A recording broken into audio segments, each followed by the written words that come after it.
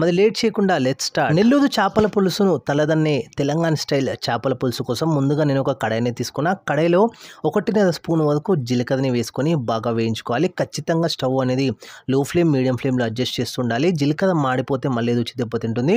ఇప్పుడు వేయించుకున్న జీలకర్రని ఒక మిక్సీ జార్లోకి నేను ట్రాన్స్ఫర్ చేసుకొని రెడీగా పెట్టుకుంటున్నాను.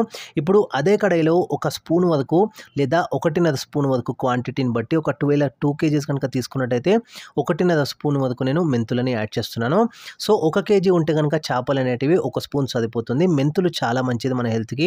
ఇన్ఫ్యాక్ట్ షుగర్ పేషెంట్స్కి చాలా మంచిది అనమాట. సో డయాబెటీస్ పేషెంట్స్కి మెంతులు కూడా 1 స్పూన్ మట్టుకు బాగా వేయించుకున్న తర్వాత సేమ్ అదే మిక్సీ జార్లోకి ట్రాన్స్ఫర్ చేసుకున్న తర్వాత అదే కడాయిలో 2 గుప్పెడ్ల పల్లీలని కూడా వేసుకొని ఇంకొంచెం సేపు మంచిగా మనం పల్లీలని వేయించుకోవాలి. పల్లీలు ఎంత మంచిగా వేస్తే అంత రుచికరంగా ఉంటుంది చేపల పులుసు అనేది. ఇది ఒక్కటి మర్చిపోద్దు.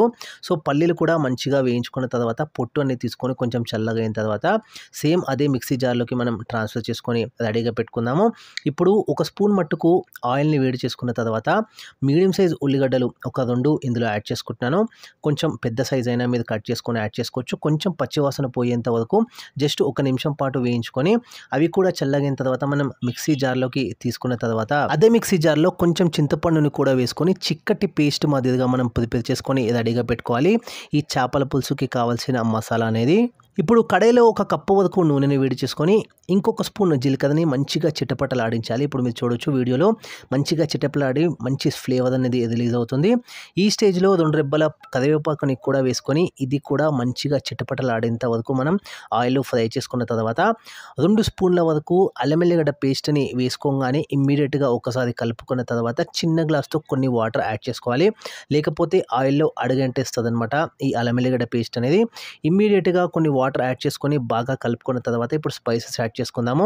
3 స్పూన్ల వరకు కారం పొడితో పాటు 1 స్పూను పసుపు, టేస్ట్కి తగ్గట్టుగా ఉప్పుని కూడా వేసుకొని ఒక్కసారి మనం బాగా కలుపుకోవాలి. ఖచ్చితంగా స్టవ్ అనేది హై ఫ్లేమ్లోనే ఉంచాలి.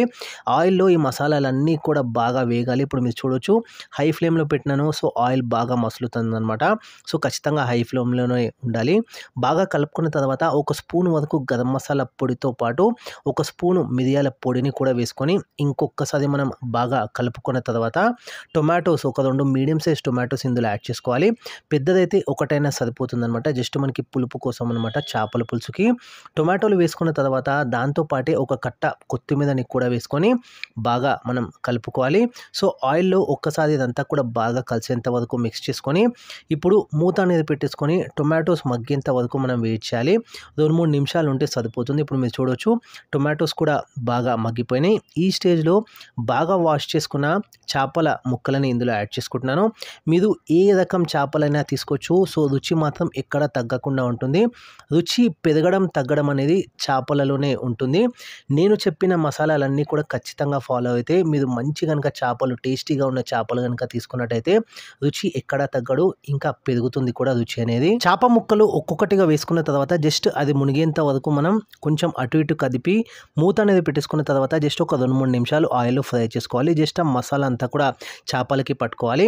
సో ఇప్పుడు ఒక 3-4 నిమిషాల తర్వాత మూత ఓపెన్ చేస్తున్నాను. మూత ఓపెన్ చేసుకున్న తర్వాత వీడియో స్టార్టింగ్లో చెప్పినట్టు ఏదైతే మసాలా మనం పేస్ట్ ఏదైతే రెడీ చేసి పెట్టుకున్నామో ఆ పేస్ట్ని ఇందులో యాడ్ చేసుకోవాలన్నమాట. యాడ్ చేసుకొని జస్ట్ కొంచెం కదిపితే సరిపోతుంది. ఎక్కడ కూడా చేపలు బ్రేక్ కాకుండా అంటే ముక్క విరిగిపోకుండా మనం కలుపుకోవాలి జాగ్రత్తగా. ఎక్కువ ఫాస్ట్గా కలిపినట్టయితే ముక్క అనేది విరిగిపోతుంది అనమాట చేప ముక్కలు. ఇప్పుడు మీరు చూడొచ్చు మెల్లిగా మాత్రమే కలుపుకోవాలి. జస్ట్ చేప మునిగితే సరిపోతుంది. ఈ స్టేజ్లో మనం మూత అనేది పెట్టేసుకొని ఖచ్చితంగా హై ఫ్లేమ్లోనే పెట్టాలి. ఇప్పుడు మీరు చూడొచ్చు ఫస్ట్ కంప్లీట్గా హై ఫ్లేమ్లో పెట్టినట్టయితే మంచిగా బాయిలింగ్ అనేది స్టార్ట్ అవుతుంది. ఇప్పుడు మీరు చూడొచ్చు బాయిలింగ్ అంతా కూడా స్టార్ట్ అయిన తర్వాత రిమైనింగ్ అంతా కూడా ఇంకొక 10 నిమిషాలు లో ఫ్లేమ్లోనే పెట్టి చేపలన్నీ కూడా నెమ్మదిగా కుక్ చేసుకోవాలి. ఇప్పుడు మీరు చూడొచ్చు ఆయిల్ అనేది కంప్లీట్గా రిలీజ్ అయింది. ఈ స్టేజ్లో ఇంకా స్టవ్ ఆఫ్ చేసుకొని కొత్తిమీరతో గార్నిష్ చేసుకొని సర్వ్ చేసుకున్నట్టయితే వేడివేడిగా చేపల పులుసు రెడీ అయిపోతుంది. చూడొచ్చు మీరు. సో ముక్కకి బాగా పట్టింది మసాలా అంతా కూడా చాలా చాలా రుచికరంగా ఉంటుంది. ఖచ్చితంగా ప్రిపేర్ చేసుకొని నాకు కామెంట్స్ అనేవి పెట్టండి.